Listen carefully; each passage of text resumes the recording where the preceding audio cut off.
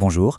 Aujourd'hui, on va se pencher sur un passage, un passage absolument fondamental du Coran. On va voir comment il dessine les contours d'un code de vie hyper complet, un peu comme le plan d'un architecte pour bâtir une société juste.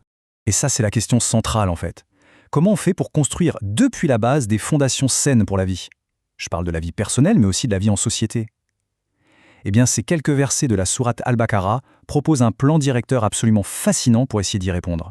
Alors, comment on va procéder? C'est simple. On va regarder ça thème par thème. D'abord, le cœur moral de l'affaire. Ensuite, les règles pour l'individu. Après, celles pour la communauté. Et on finira avec la sécurité de l'ensemble. On va voir que tout ça forme un système où chaque pièce est connectée. Bon, c'est parti, on plonge dans le vif du sujet. Et ce qui est intéressant, c'est qu'avant même de parler de la moindre règle, le texte prend le temps de poser les fondations spirituelles et morales. L'idée, ce n'est pas juste d'appliquer des lois bêtement, non. C'est de comprendre le sens, le pourquoi qui se cache derrière chaque règle. Ce verset, c'est vraiment la clé de voûte de tout le passage. Il nous dit en substance la vraie bonté, la piété. Ce n'est pas juste un geste, comme se tourner vers l'est ou l'ouest pour prier. Non. La vraie bonté, c'est beaucoup plus profond. Le texte complet la définit comme croire en Dieu, au jugement dernier, aux anges, aux livres, aux prophètes, mais aussi, et c'est crucial, donner de ses biens par amour pour lui, à ses proches, aux orphelins, aux pauvres. C'est aussi accomplir la prière, s'acquitter de l'aumône, tenir ses promesses et enfin être patient dans les moments difficiles. Franchement, c'est une définition d'une richesse incroyable. Et au centre de tout ça, il y a ce mot arabe, bir. Il faut bien comprendre que ce n'est pas juste le bien ou la gentillesse, c'est un concept beaucoup plus large.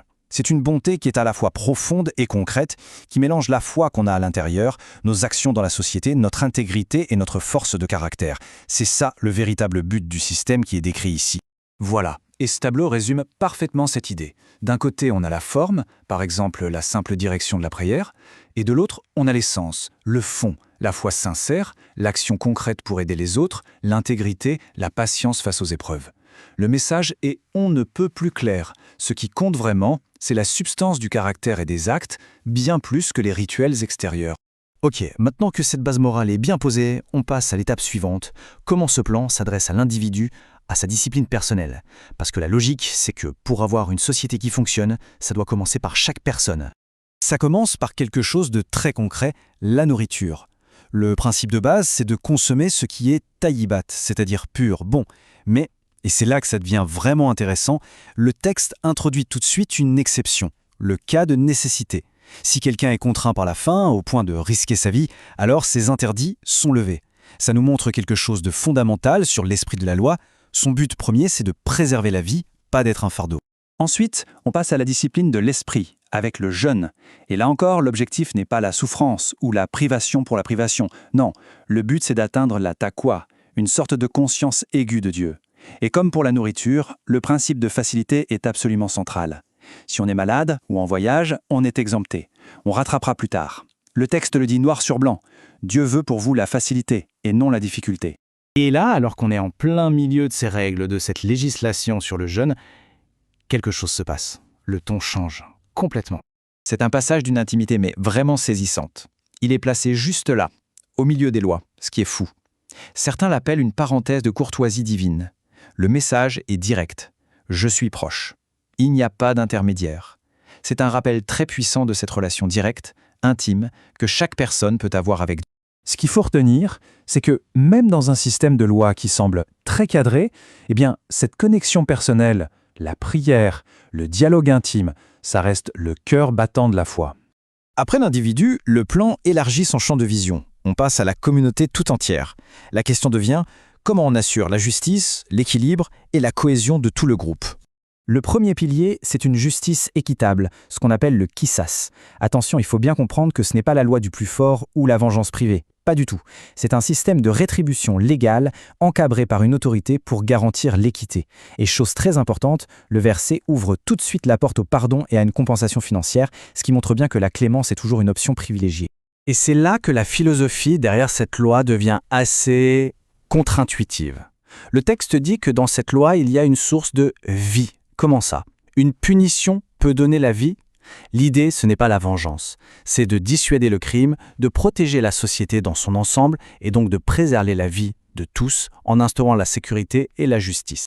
Et cette recherche de justice, elle ne s'arrête pas au crime, elle s'étend aussi à l'économie et à la famille. Les versets qui parlent des testaments, par exemple, leur but, c'est de maintenir l'harmonie sociale, d'éviter les conflits en s'assurant que le patrimoine est distribué de façon juste. Le texte va même jusqu'à encourager la médiation si un testament semble injuste. Et ce verset-là, il fait le lien de manière super directe, super puissante entre la discipline spirituelle et l'éthique dans les affaires. Pensez-y, on vient de parler du jeûne, et tout de suite après, le texte interdit la corruption, l'enrichissement illicite. Le message est fort, quelqu'un qui se discipline spirituellement ne peut pas logiquement dévorer injustement les biens des autres. Bon, il nous reste un dernier grand pilier à voir, la question de la sécurité. Comment la communauté se protège-t-elle? Comment elle définit ses frontières face aux menaces extérieures? Ici, les versets posent des conditions éthiques vraiment très strictes pour le combat. Premièrement, c'est un principe défensif. On ne combat que ceux qui nous attaquent. Deuxièmement, il y a une interdiction formelle de la transgression. Ne transgressez pas les limites. C'est un principe fondamental contre toute agression ou tout excès. Et enfin, le but ultime, c'est toujours la paix. Si l'ennemi arrête, le combat doit cesser. Immédiatement. Ok. Maintenant, essayons de prendre un peu de hauteur et de regarder la vue d'ensemble. Comment toutes ces pièces du puzzle s'assemblent. Eh bien, on voit se dessiner un système moral d'une cohérence assez remarquable. Pour résumer, ce passage nous présente un code de vie qu'on pourrait voir en 4 dimensions. On a la purification de l'individu avec la nourriture et le jeûne. On a la justice sociale avec la loi du talion, l'héritage, l'intégrité économique. Tout ça est ancré dans une essence morale, ce fameux concept de bir, la bonté véritable. Et l'ensemble est protégé par des règles claires pour une défense juste. On voit bien comment tout est lié, comment chaque élément soutient les autres. Et tout ça, ça nous laisse avec une question ouverte, une question pour réfléchir. Parmi les éléments de ce plan, qui a quand même 1400 ans, qu'est-ce qui résonne le plus aujourd'hui? Que ce soit sur l'intégrité personnelle, la justice sociale ou la sécurité basée sur des principes éthiques, quels sont les aspects qui nous semblent les plus pertinents pour nos sociétés actuelles?